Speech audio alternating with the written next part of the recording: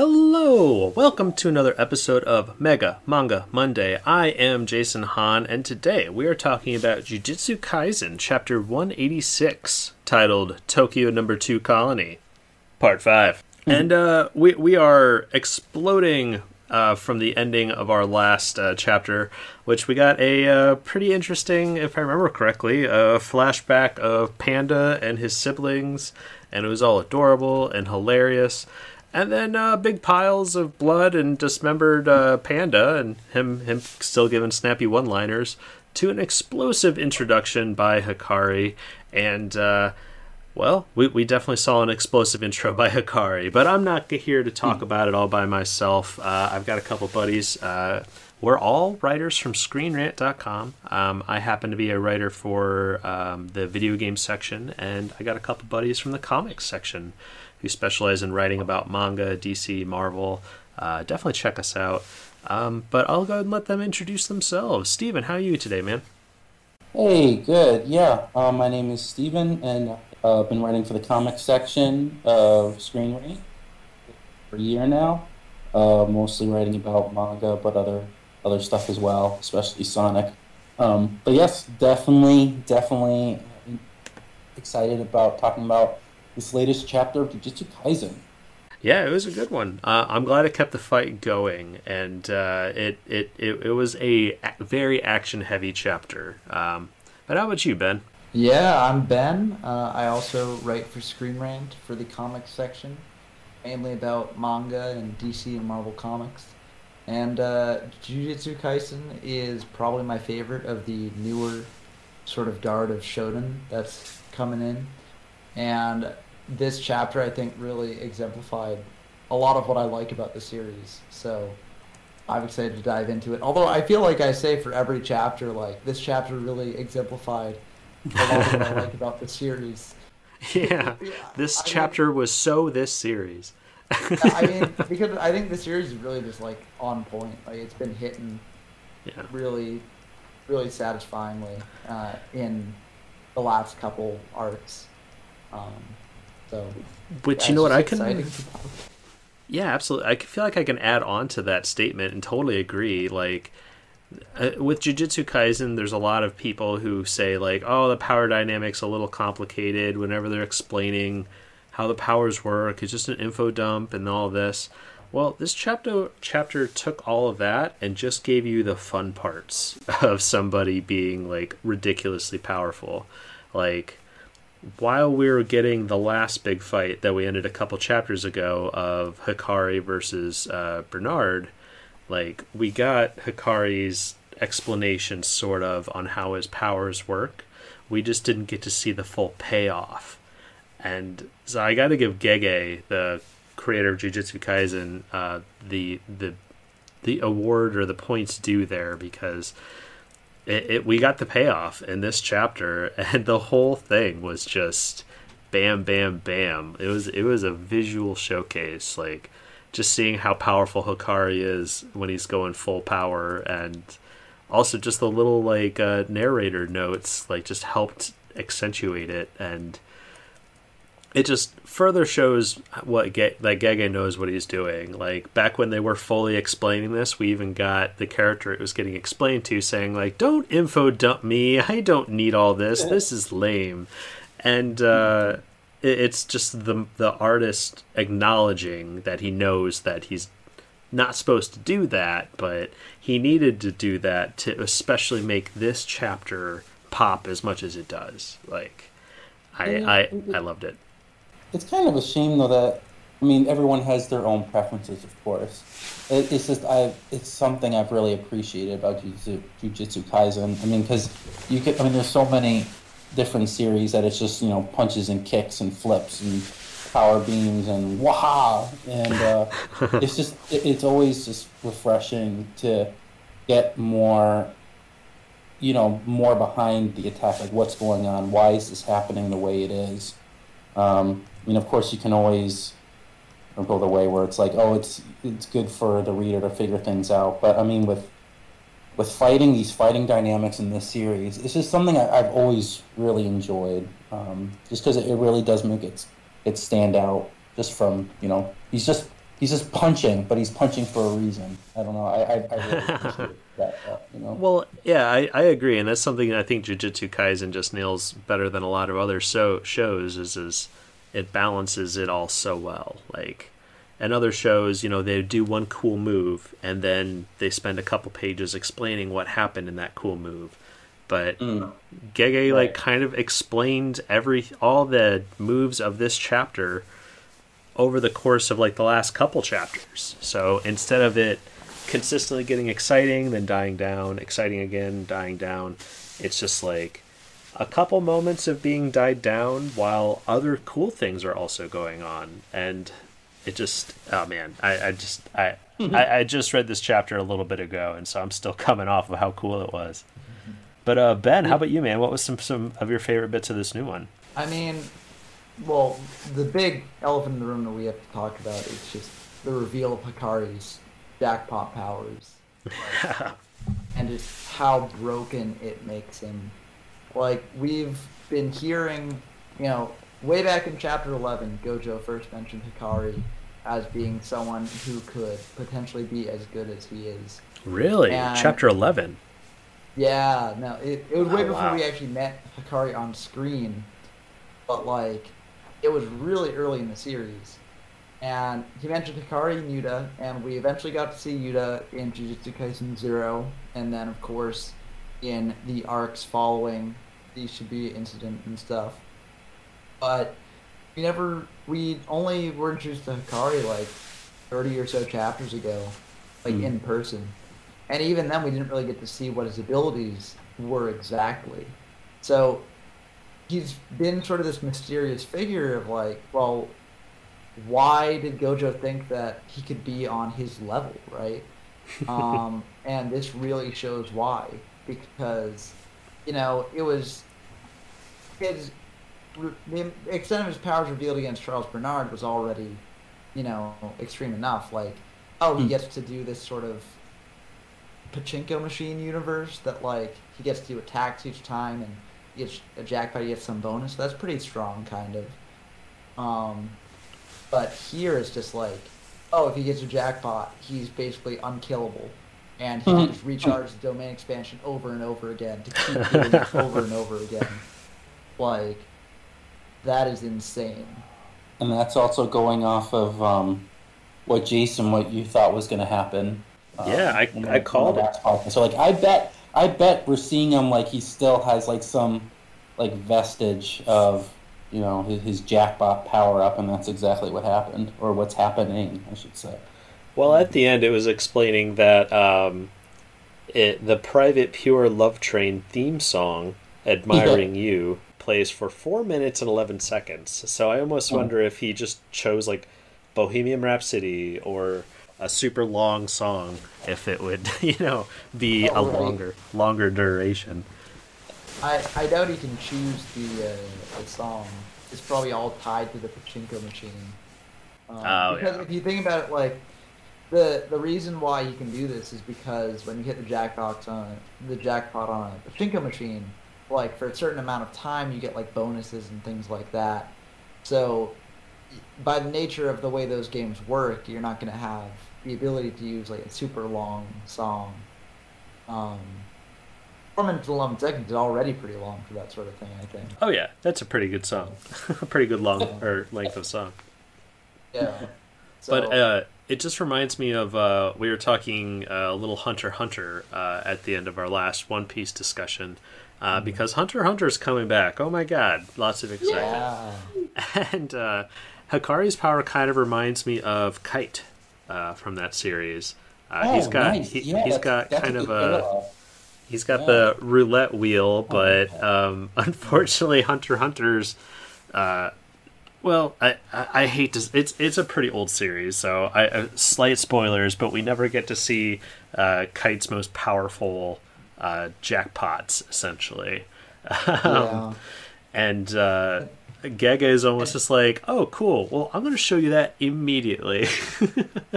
Yeah. I mean, or actually, sorry to cut you off, but in the last discussion, didn't you say that this wasn't even like he didn't even hit maximum jackpot? He just got a jackpot. Yeah, there was like a bunch of other things that could happen in the pachinko machine, like multipliers and things like that. But I think it was all building up to the jackpot, so we'll have to see exactly how that works. But I think Yeah. there are probably other modes that can adjust the jackpot or something like that. Yeah, But and I'm interested in seeing if there's going to be like another, manga that, instead of that rom-com, like if there's different types of, manga that's incorporated into his Idle Death Gamble. oh, that would be cool. Yeah, like that's what I'm excited. Like it's like, oh, he's doing the domain expansion again. Okay, it's like, oh, but it might be different. So Yeah. yeah, I'm hoping that'll probably be the case when we'll find out. But I'm sure that Gay is more than capable of giving more. Yeah. Yeah, Yeah. Well, it's he's no short of creativity by any right. means. It's kind of dabbling into one of the reasons I loved, and I still think Charles Bernard could be waiting in the Huge. background. Well, I don't think that they're done with that. They introduced an interesting power like that, but I almost wonder too, like if the Idle Death Gamble can be different series and stuff like that. What sort of interesting meta commentary Gege can add to Jujutsu Kaisen with that? Like, if we can get he just starts drawing like Marvel style characters, or it's ninjas with wizard powers, or something like that, or if it's just going to be the same rom com type of thing, that could be cool too. Yeah, definitely. I mean, expanding upon the story we've already been Yeah. reading about. That might be interesting. I mean, I wonder if this is actually like, I didn't even think about it, like if it was actually an idea that he always wanted to serialize, but it never came into fruition. That would be very interesting.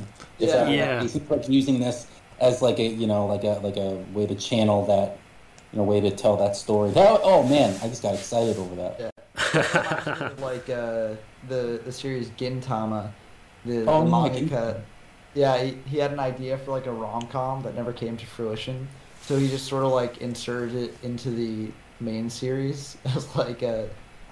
Gintama is a very confusing series, so like, it's kind of hard to explain. But he sort of like had a moment where like the series reset itself, and it was like this rom com, but like. Uh, I watched the anime version of Gintama for like an episode. It was that rom com sort of thing. Yeah, I think I've seen 2 episodes of Gintama. I love Gintama. It's one of I my don't know. favorite That's shows. like a One Piece size series, isn't it? I think there are actually a lot of parallels between Gintama and One Piece, but like Gintama. Oh, I mean like lengthwise, isn't it like a huge series?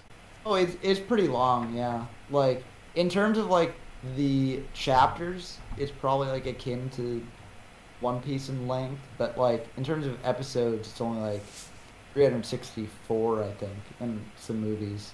So like episodes 704 wise, chapters. hmm? I What just was that, checked sir? 704. I was just checking. It's Oh. 704 chapters. So it's Oh, like so Naruto. Okay. Yeah, so it's a bit less than One Piece, but Yeah. but it's still very long, and I recommend watching the show over reading the manga. Not because the manga is bad, but just because the show has perfect comedic timing, uh, and it's just great. But I don't want to get too far off of Jujutsu Kaisen. I guess I can continue to gush in the recommendations section. Yeah, of there you the go. podcast. But yeah, so it would be funny if it's like, yeah, I had this idea for a romance about a train and stuff, but I couldn't quite figure out how to make it work. So I'll just put it in here as someone's power.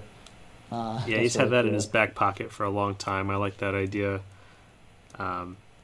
But yeah. So I mean, this chapter just kept on going. Like as soon as the onslaught just kept going. I think my favorite bit was Kashimo thinking like, "Oh man, he's totally caving," and then the next panel as he turn the page is just a solid punch to the face, and it just Hakari is exactly where he needs to be to keep the combos going, and just Gege can just draw the fights just so well. Like, I love how you know exactly what's going on. He's so good at paneling. And even with Kashimo about to use their powers, their terrifying lightning ability that they've positive and negative energies and stuff, I guess the reason that they couldn't use that against Hakari was because Hakari was giving off so much cursed energy that they couldn't like equalize the charge. Yeah, they were able to use their power against Hakari. It's just that Hakari's body is so overflowing with cursed energy that he's able to use reverse curse technique. Which is so cool. It's like another. Yeah, sorry. Yeah, no, it just heals him. It heals anything that hits him. Yeah, I mean, it's just so cool. I mean, that's another thing, that makes him like the next Gojo. Because I know, like, Gojo, I didn't look into it, I don't remember, but I remember that Gojo, he always had problems, creating a reverse curse technique, and he had to find a way around it to create, like, to emulate it. And it's kind of like, this is what Hakari's doing. It's the same thing. It kind of like it's just like very well done, and it's funny too because like I was originally really excited. Like it was like, kind of like an emotional roller coaster for me. Like because I've always like going into this chapter, like I've always perceived like Kashimo and Hakari. I've been like viewing them as like these two characters that are like we've never seen them like hurt or being really vulnerable, and this is like the first time since they're like these two powerful characters coming up against each other, and we would have to see one of them become vulnerable to the other, obviously. And so I was excited by when Hakari's arm gets like shot off, because like, oh, that's good, so now we have the bad guy is actually the one in power, and that I was excited about that. But then when they had the whole turn at the very end, that little twist where it's like, oh no, didn't actually get hurt. That was actually a good thing because then that tied into his connection or being as powerful as Gojo. So I mean, it was just very well done in that. Whereas like I got excited that Hakari was losing just because it made the battle more interesting. But then that turn where it's like, oh no, Hakari was actually like he's pretty much invincible right now. That was perfect as well. So I mean, it was a very interesting experience for me at least. Where it was like I couldn't really get let down by what was going on because it was just written very well.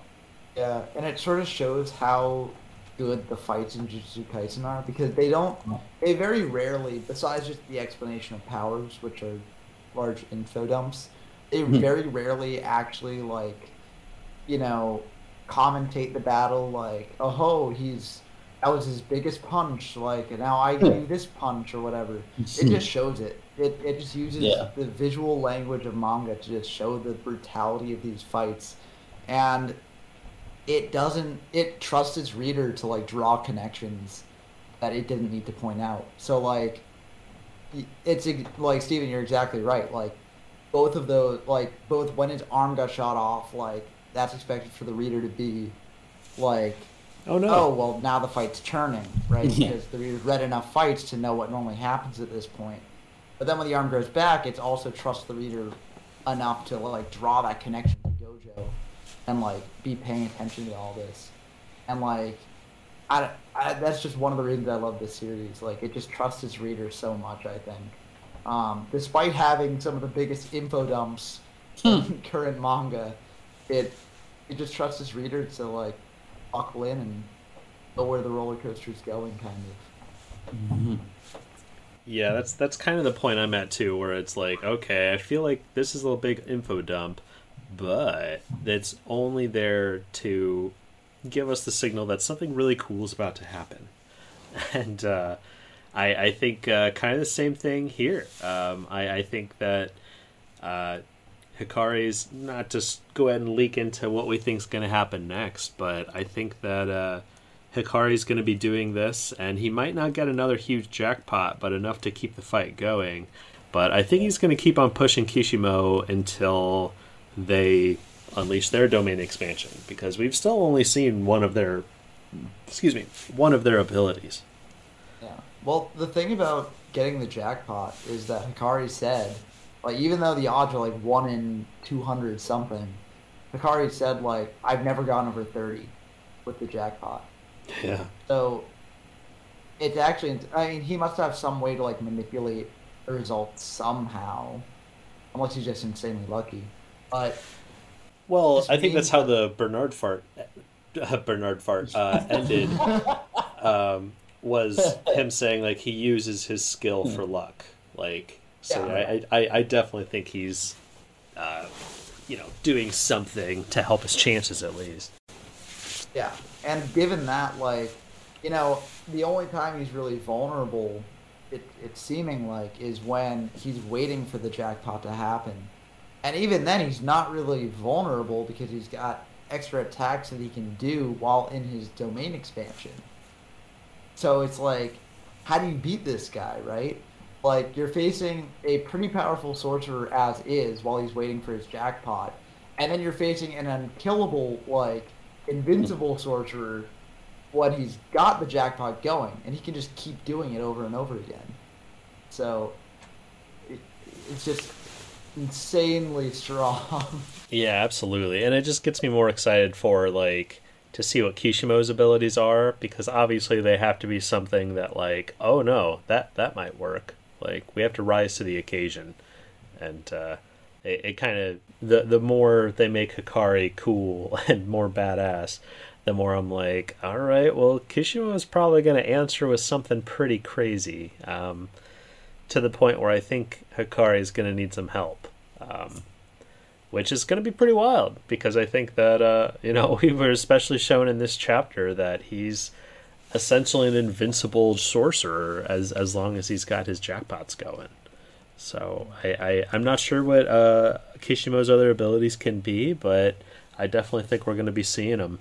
I feel like the only ability we have left to see is, like, domain expansion for Kashimo, right? Because Kashimo's just got super straightforward powers.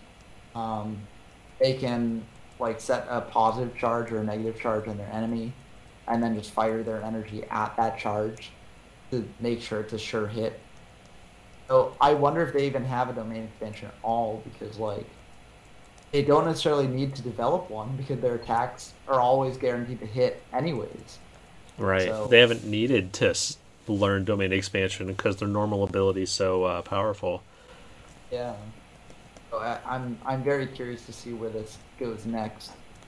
And also, it'd be sort of anticlimactic if the way that Kashimo, like, beats Hakari is like, well, I'm gonna make my own domain expansion to contest yours, and, like, then just breaks Hakari's domain expansion like that.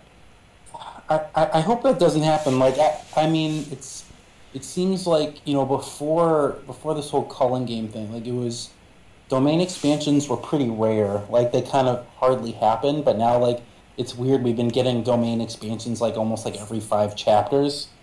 Like, I am almost hoping that they don't overdo it. Like, I'm excited that Hakari's doing, he's doing his domain expansion again, but I'm almost, like, hesitant to see more, because I don't want to say that I'm getting bored of it, but it's, like, before it was something that didn't happen that often, so it was like when it happens, like, oh man, a domain expansion, woohoo! But now we're getting to the point where it's, like, almost becoming like a normal occurrence in every battle. I mean, that's just where I'm coming from. I would say it's almost inevitable, because I feel like it's a very similar thing that Bleach did with, like, Bankais.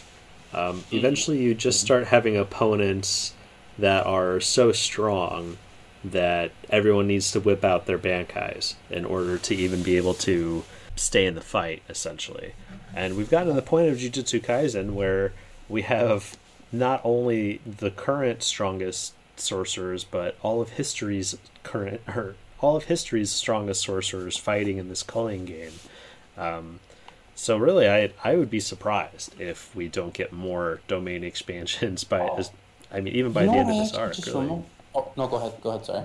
Oh, I was done. I was just saying, I think domain expansions are going to be plentiful, and just because we've gotten to the point where it's, especially the first half of the series, we were following students who were, like, learning how cursed energy works and all that happens. So there was a reason we weren't seeing a lot of domain expansions.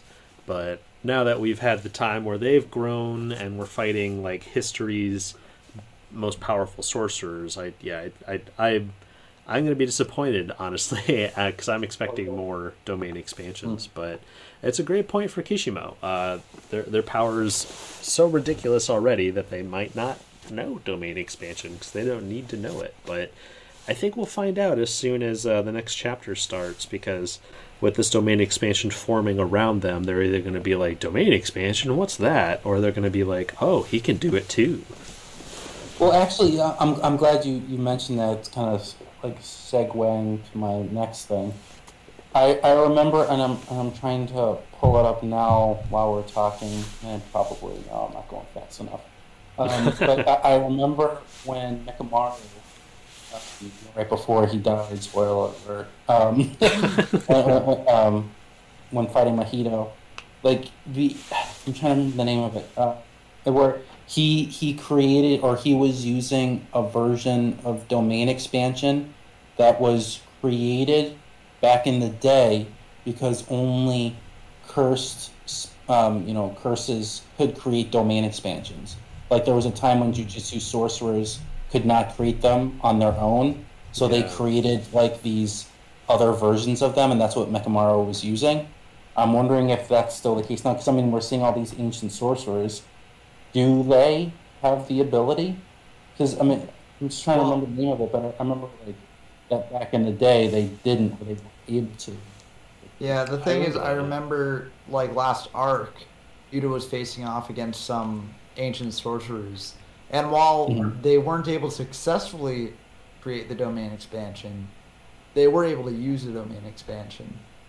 So I think it's likely that they do have some, but maybe not every character has it. So that'll be pretty interesting to see. Yeah, I wonder if that'll come back, because that was definitely an interesting thing. Because I remember, it was something along the lines of like cursed spirits, simple domain. Oh, okay, where it's once 2 domain expansions are triggered, then they mostly cancel each other out because they're so unstable, right? Unless it's like 2 full domains, then they can coexist, and whoever has the stronger will. Complicated stuff. Triple domain expansion, we don't know, because Gege wants to troll us. Or there can't be a lot of other people there. You have to be in like a remote location. I think that's where it was, where it's like if you have 3 domain expansions, when an extra person enters that area, it just becomes unstable.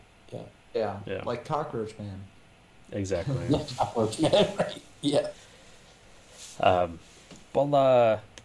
Anything else about this chapter that you guys wanted to talk about before we throw out predictions? Yeah, on page 8, I just want to mention the best panel in the series so far. Whoa! You're so good at hyping, man. You're like the hype man. Yeah, I mean, I'm hyped, so I want to spread that hype around, What do you mean? It's just Kashimo kicking Hakari in the head, unless... Oh, yeah. Well, I think that's a very well executed kick. I mean, and look at those sound effects. Damn. Very good. I had to bring everyone's attention to it. Or the giant naked man. Well, with the tie-dye flower imagery behind him or something. What's going on? He's just one with the energy, man. He's vibing. That bonus. Yeah, he's vibing. Gege has successfully drawn somebody vibing. I cannot wait to see that animated. Honestly, I can't wait to see this whole thing animated, because I want to know what the theme song sounds like. Yeah. I didn't look up to see if that exists. Is that a real song that exists? I don't think it exists. No, because it's like Is it the theme song? Oh wait, no. Yeah, it's the theme song for the Private Pure Love Train. Yeah. So whatever. It's called. Since Love Train isn't real, like it. Because I remember I was trying to find it and see if it was actually a legit thing that exists outside Jujutsu Kaisen, but it doesn't. Yeah. Oh, okay. Well, the song's supposed to be called "Admiring You," the Love Train theme, the Private Pure Love Train theme song, "Admiring You." Yeah, I'll have to look that up, and if not, yeah, I too look forward to hearing what that's gonna sound like. Hmm. But yeah, I mean, we got the full "It's time to fly," and he's getting pumped up. But that's kind of the point of this chapter. I was really enjoying. Like, he didn't just suddenly start like obliterating Kashimo after that. Kashimo lays into him with a bunch of hits, and even Kashimo's just like, "Oh man, he's totally caving," and then bam, like, just hitting Kashimo so fast, and then able to catch up to where Kashimo's body was to deliver another hit. Oh, that's some prime anime fighting there, guys. I was a big fan of it. But yeah, let's see what's gonna happen next. I think the death gamble is gonna go. I think it would be kind of strange if he got another instant jackpot. I think that would kind of cause the tension to possibly strain. I'm almost wondering if he's gonna get, a really bad roll, and we'll get to see what that looks like. But he wouldn't be able to survive very long with that. Yeah, it is interesting taking like the idea of idle death gamble into just a storytelling framework, because like if you want to raise tension, you have to have it so that there are instances where Hakari didn't like immediately get the jackpot in one or two things. In order to do that, you basically have to have him just stalling in the battle, waiting for a jackpot to occur. So what I think is going to happen is, I think this next chapter is going to reveal how exactly Hakari can impact the results of the spins to get a jackpot early. Ooh, yeah, that'd be good. Yeah, because then that would solve sort of that problem where like, oh, well, here's how Hakari's manipulating it, so that way we don't have to spend all this time waiting for him to get a jackpot every time. So that's what I think is going to happen. Yeah, good call. How about you, Steven? Yeah, there really has to be some twist. Because, I mean, obviously we can't see the same thing that happened last time, just because, it would kind of, wreck that great upward trajectory we've all been experiencing. So, I mean, yeah, I mean, there's some twist or some other version of this domain expansion is probably going to happen, but it won't be the same, or it shouldn't be the same way it was presented days before. I could almost see Gege introducing another fighter. Right as it seems like Hakari is about to win this thing, then some other ridiculously powerful thing shows up, and just like, oh, it looks like some people are having fun over here, and that could throw a whole nother wrench into this already exciting fight. That could happen. The only thing is that, like, there was no build up to that, and every other time, like, a new fighter's been introduced suddenly, like, out of the blue, there's been some level of build up to them. Yeah, good right? point. Like, and Kashimo's been built up to be, like, the most powerful fighter in this colony, right? So, I feel like there wouldn't be another super powerful fighter in this colony just showing up, because Hakari and them would have crossed paths. Right? Yeah, great point. But Panda is going to somehow get involved. Panda could get involved. I mean, that's something that could happen. But his head's going to be bouncing around and get involved. Yeah. I feel like he's going to trip Kashimo. Momentum here, though. So, like, maybe that would happen when Hakari's regained the upper hand. But for now, maybe Panda's sister will get involved. Who knows? We haven't seen anything of her. But yeah, I mean, it wasn't until like I thought that that this could be like that rom-com might be like one of Gege's unserialized ideas that he always wanted to write about. If that is really the case, I kind of want the focus to be on that. Like, I kind of wish that he wasn't as reticent, kind of explaining things. I mean, because sometimes when the mangakas or any authors explain things, it kind of ruins the story. But in that case, I kind of really want to know, like, if like something that he wanted to write, and if that's the case, if I knew that, I would be crazy invested in it. Like, I would be completely fine. Like, if it just, like, all of a sudden, like, this next chapter is just, like, just shows what an episode of that show. And then the chapter after that would be, you know, exploring it in the domain expansion. Like, I don't know. Like, if that's the case, I want to see more of it.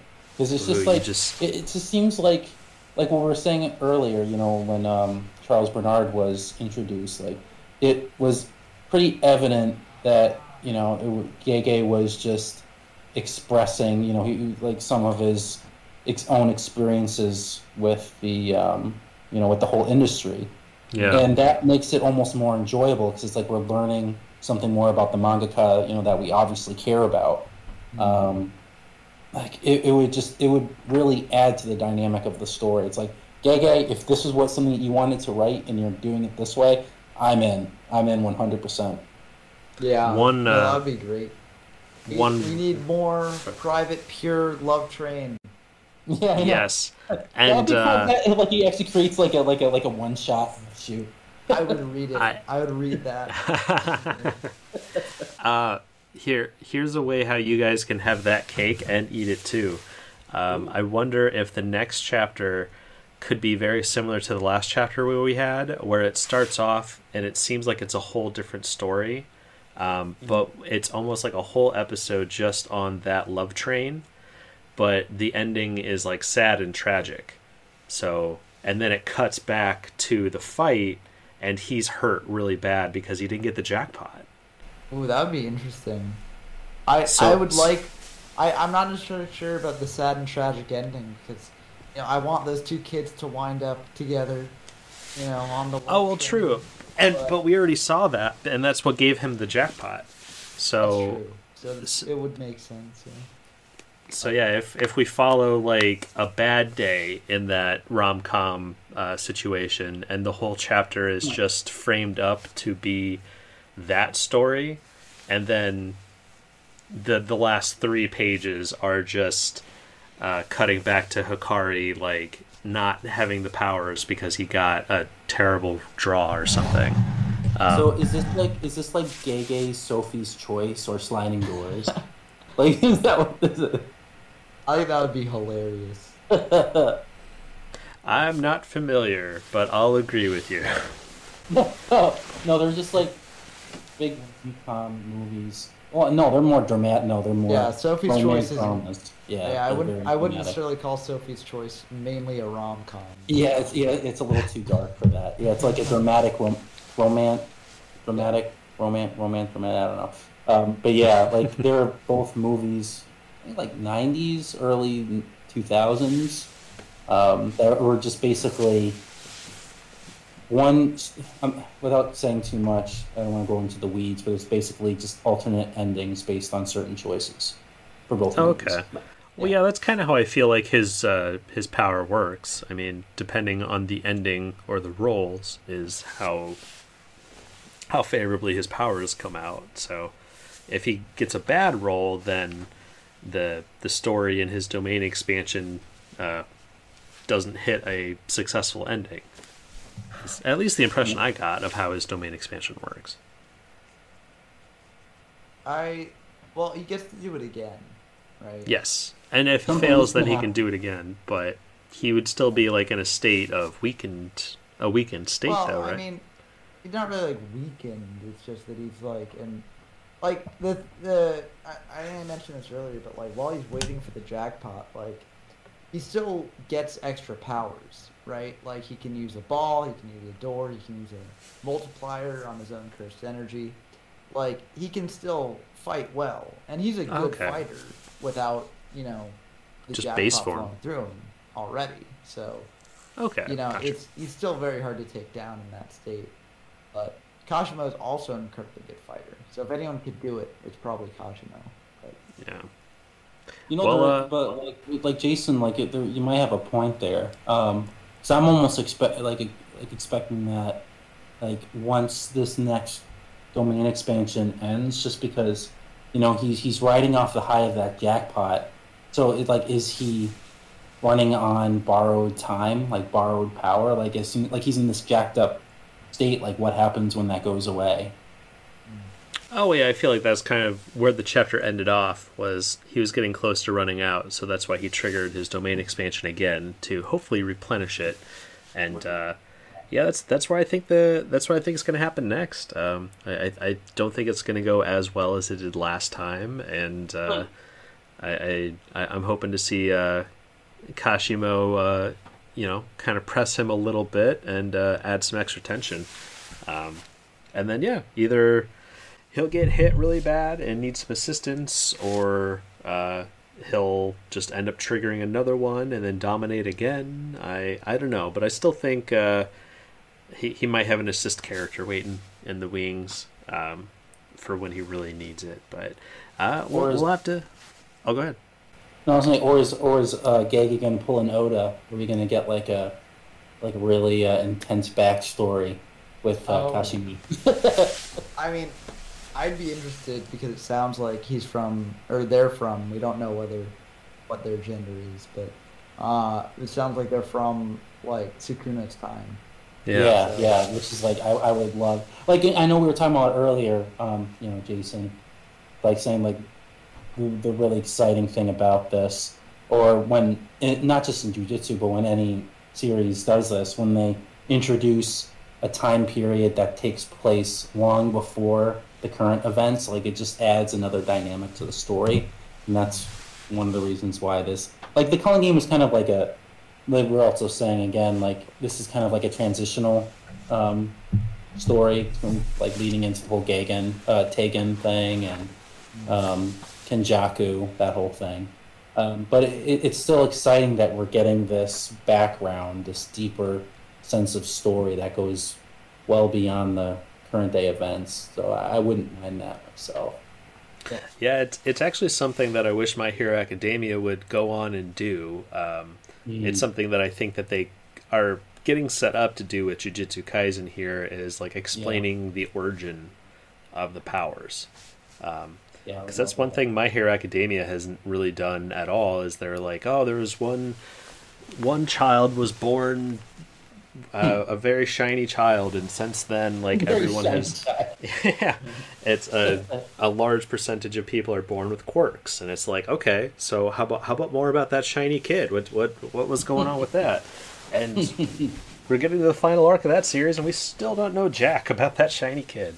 I mean, I think. Well, and as you know, you've been reading Black Clover now, so you know that there's a backstory there too now with the 500-year ago thing.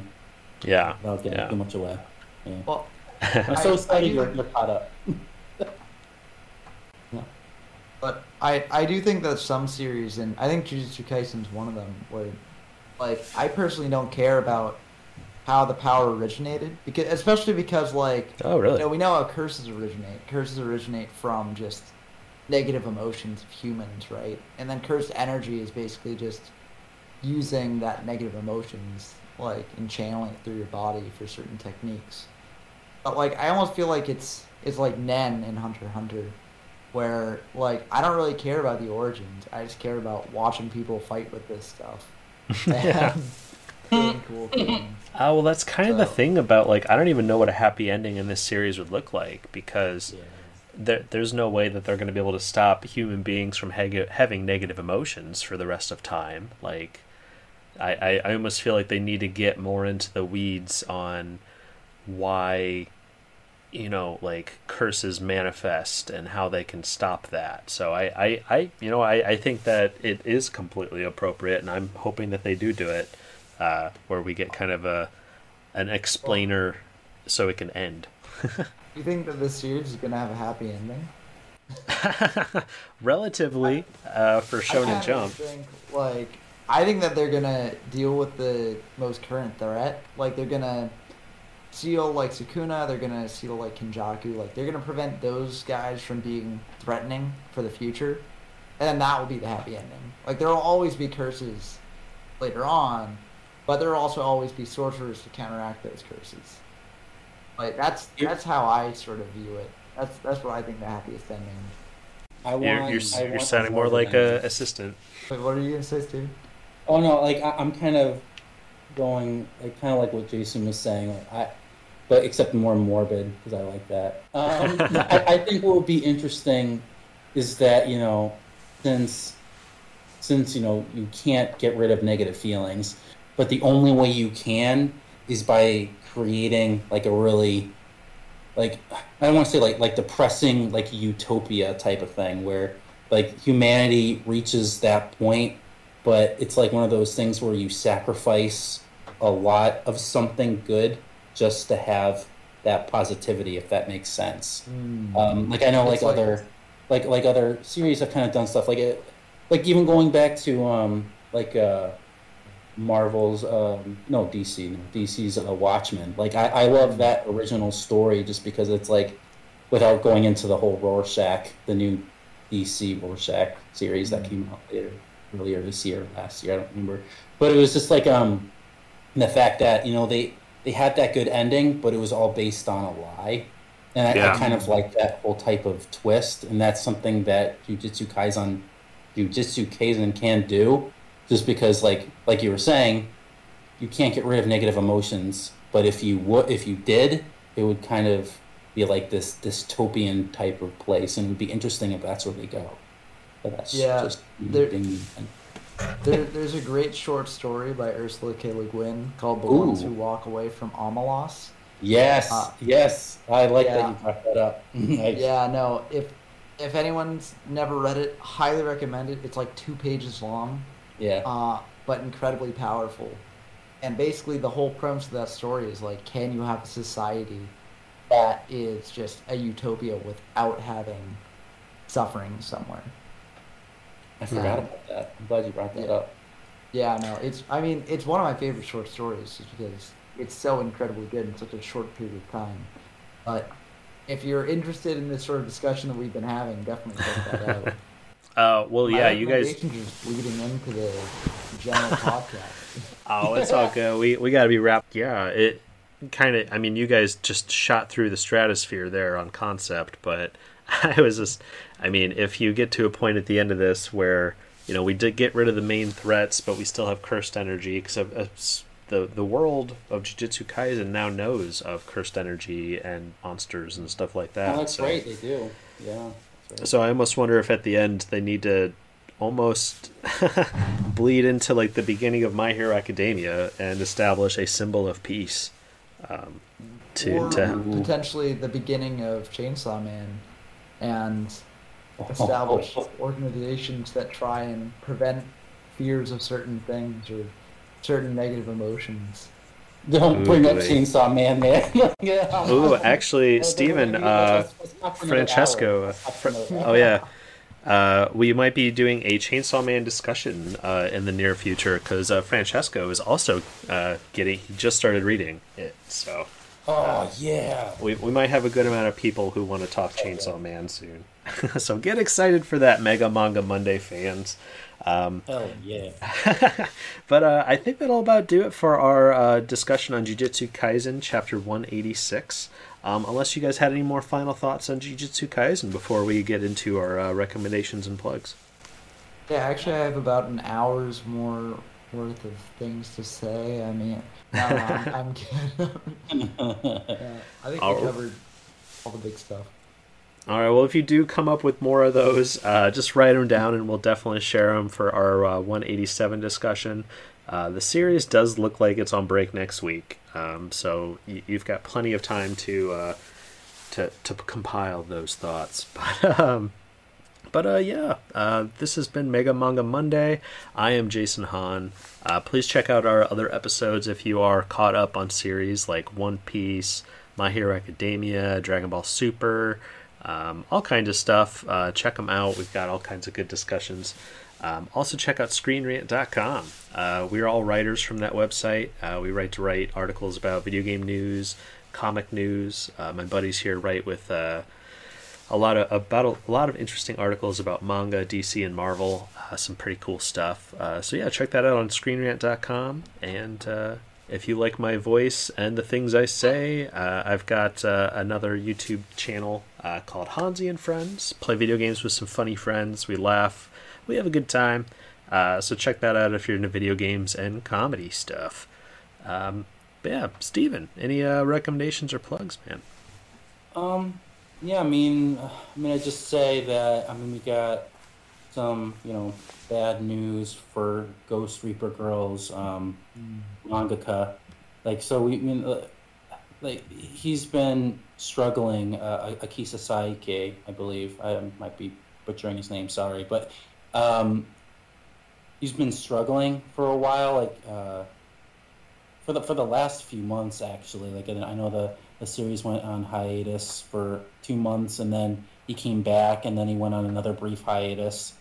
And then we just got, on May 30th, we got one of those .1 chapters saying that the mangaka is going back, taking some time off to just make sure that he's completely 100%. I'm glad that's happening, but it's still, a shame, just because, mangakas really they get pushed quite a bit. Yeah. So it's unfortunate to hear that he's going through that, but I'm glad that he's taking the break that he needs.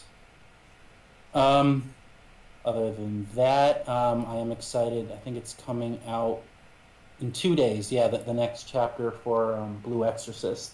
It came back after almost a year hiatus last month. It looks like it's going to be a monthly manga going forward, but the next chapter comes out in 2 days. I'm really excited just because I don't want to give stuff away, but interesting battle that has very kind of a weird twist to it, kind of morbid in a way, that's taking place. So it's a good time for Blue Exorcist fans, especially those who have been waiting for a year for this to relaunch. So I'm glad that it's back.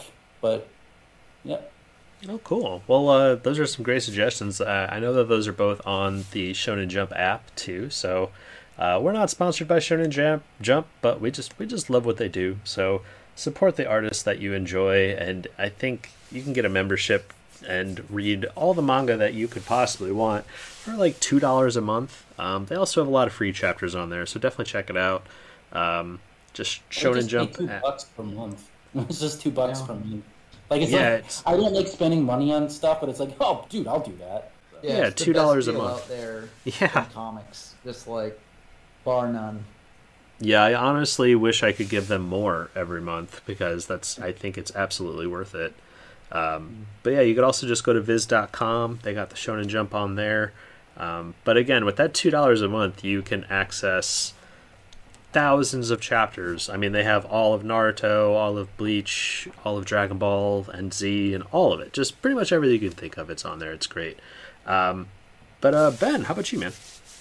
Yeah, I'll just corral all the suggestions that I mentioned in the main podcast. But Gintama, one of my favorite series of all time. I don't know where I actually read the manga. I just watched the anime, and the anime is superb. Just elevates a lot of the bits in ways that the manga could not, and it's just incredible. I liken it almost to One Piece, but more comedic, in that it builds out its world very well, and everything's sort of interconnected, but it plays a lot of it more for comedy than for drama. It does have some serious arcs, which are very good, but it also has some of the funniest comedy that you'll find, not just in anime, but in general. So I highly recommend it. It takes about 30 episodes to get good. Or not get good, but to introduce all its characters and actually get very good. So keep that in mind if you do decide to watch it, but it's an incredibly fun series. And if you want something completely different, The Ones Who Walk Away from Amalas is a great short story, emphasis on short. It's only a couple long. And you can generally, if you just look up The Ones Who Walk Away from Amalas, you can find it for free online. It's just very good. It's very thought-provoking. Just an incredibly, incredibly good short story. Ursula K. Le Guin is an incredible author, and it's just incredible. So, highly recommend it. Yeah, she's really underrated. It's a shame. I almost had a chance to see her. She was when I was in Oregon. She was coming to a local bookstore to sign, and I missed out by 2 days. But Oh, and yeah, yeah, and she's no longer with us, so yeah, yeah. unfortunately. Oh, bummer. But she left behind a great legacy, though. So, and she is really underrated. Like, definitely check her out. Like, her full length books are also great. Like, Left Hand of Darkness is incredibly good. Um, so yeah, she's very good. Uh, Definitely check her out. And in terms of plugs, I have my own YouTube channel called YGO from Zero, where I basically go through historical formats of the game and sort of present guides for how to play them and like what decks are good and not. And it's just a fun time. So if you're interested in Yu-Gi-Oh or trading card games in general, definitely check it out. Awesome. Well, yeah, I'm going to have details on all of those plugs and recommendations in the description. So if any of those sound appealing to you, go ahead and check those out. But that'll wrap up this episode of Mega Manga Monday, Jujutsu Kaisen 186. And pretty excited for 187. We'll definitely be talking about that when it comes out. But thanks for your time today, guys, and hope you have a good one.